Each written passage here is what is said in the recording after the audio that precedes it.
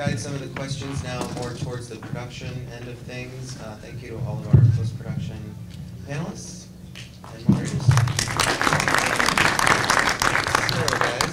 So I think this would be a great chance to just kind of talk about yourselves, your company, real quick. Maybe we'll just go down the line. You can introduce yourselves again. And there's some new faces here on the 3D community in Hollywood. For example, Jacob and his company, Giant Eel, and he's brought his partner, Edmund. So just a quick brief about what you guys are up to, where you're located, what you're planning, and how do you feel about the 3D stuff? Yeah, our company is currently located in Detroit, Michigan, and we started doing 3D work about a year ago, and it's just sort of an exciting thing. Things are changing all the time. The type of work that we started doing was really about taking sort of conventional avenues for 2D production and just convincing people that 3D really made a difference. So, for example, music videos. We've been doing a lot of work. Just people would come and say, hey, you know, we want to do a music video, we want to do this, and we say, do it in 3D. And they'll say, you know, and this is, I think, a huge misconception, especially when producers sit down with someone and they say, you know, do you want your work in 3D? And they say, well, you know, I want a 2D version. You go, well, you know, close one eye. You have the 2D version, but you will also have a 3D version that you know, is distributed. And who watches 3D? You know, it's a community of early adopters, largely, you know, a fairly affluent demographic. So in terms of the avenues that, you know, bands or, you know, companies want to reach, it's, you know, it makes a lot of sense. So we've just been playing around, basically doing different mediums, different approaches, genres, a lot of short stuff, testing out different concepts, and that's where we're at now. We had a great time at the 3D Summit, and I think the message that at least I walked away with from that was that a lot of people are desperate for content, for dramatic content, and if people are willing to make it, there are people willing to buy it. And so I think as we move forward, we're definitely going to be focusing more on developing content for, you know, particularly broadcast television. Great, thank you. That's gianteel.com? Gianteelproductions.com. Yes. And moving on, Gina? I'm Gina Tanner with Digital Revolution Studios. Digital Revolution Studios was built on the foundation of Film Wranglers, which primarily dealt with features in the post department. Our post department is really strong. About 3 years ago, after Craig Tanner, who's our co-founder, was the visual effects editor of Avatar, after he had been working on Avatar for about a year, he came home to me, the wife, and said, I think this 3D for the home market's going to be really big. Sounded like a good plan to me, so we invested quite a bit of time and resources into trying to build together the resources necessary for 3D production. Working with a lot of the great minds that developed Avatar and the workflow, all of that, we were able to, we actually designed a lot of our own rigs out of necessity because we were in the same boat that a lot of you guys are in, where we were trying to develop and didn't have the budget to be able to afford even the PACE friends and family discount at that time. I think it was like $55,000, and we said that it's not going to work for us. So we worked on creating, in fact, now our latest generation, we started on the Sony platform, and we're now using, for in-house productions, we'll use like the XF305s and some different cameras with our rigs that we've built. But we've used a 3D Film Factory, we've used other rigs as well. And so basically our company takes, we kind of call ourselves a plug and play, where we'll take, we did a music video a couple of weekends ago where the production company came to us and we plugged in where they needed help.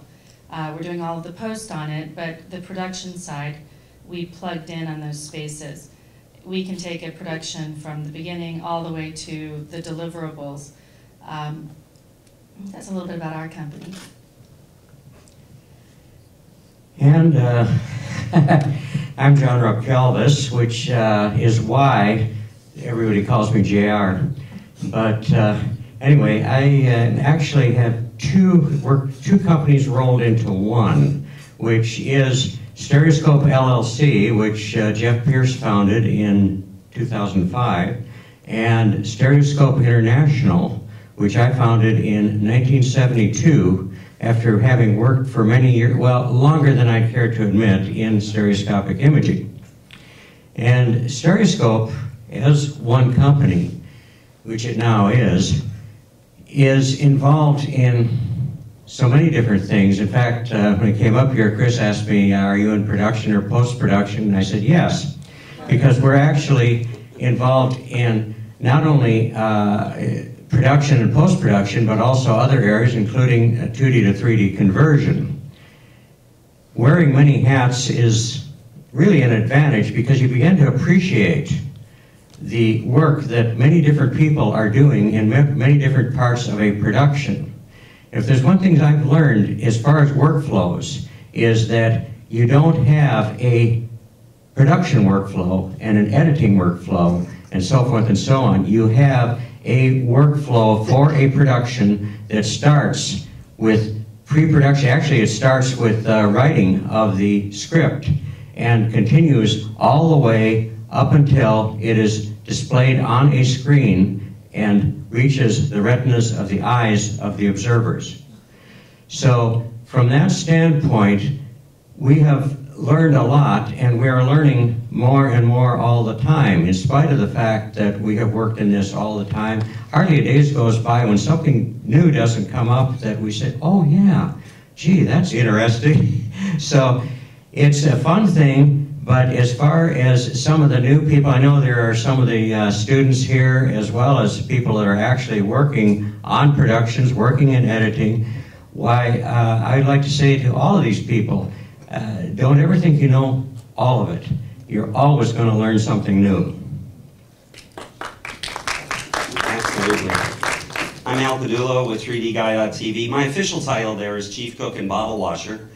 And that, I think, it sums up an independent. I mean, we do a little bit of everything. The site's been trying to keep up with as much 3D news to get it out to the public as we can. We're doing content creation. I basically organize, I'm teaching the first 3D course at Mahidol University in Bangkok. And I've just been having a fantastic time going around shooting some pretty amazing 3D in different locations. We've got some underwater stuff that we've shot with the Gates housing, thanks to John Ellerbach.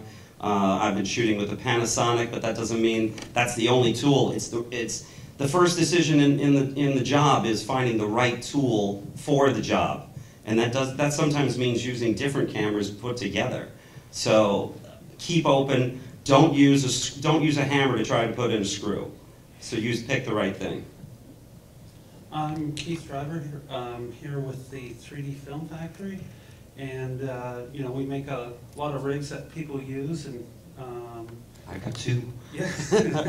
and one of the things to stress, I think you hit on it, is even from like the concept of the production is to the very last edit is you know, you need to have like a stereographer or somebody involved that's following it all the way through. You can't just necessarily have a guy come in and he's just going to shoot it and then you never see him again. It's got to be somebody to babysit that thing in 3D all the way from the concept to the end. And yeah, definitely back that up. Andrew Park, I'm a stereographer. On my card it says DimensionWorks 3D. Freelance stereographer. Andrew's rad, by the way. We all just did a movie with him, and he is really an amazing person to work with, and thank you for all of your hard work on our project. And I'm Chris Crescitelli. I'm the founder of the festival director. Also, my production company, The Dream Factory, has been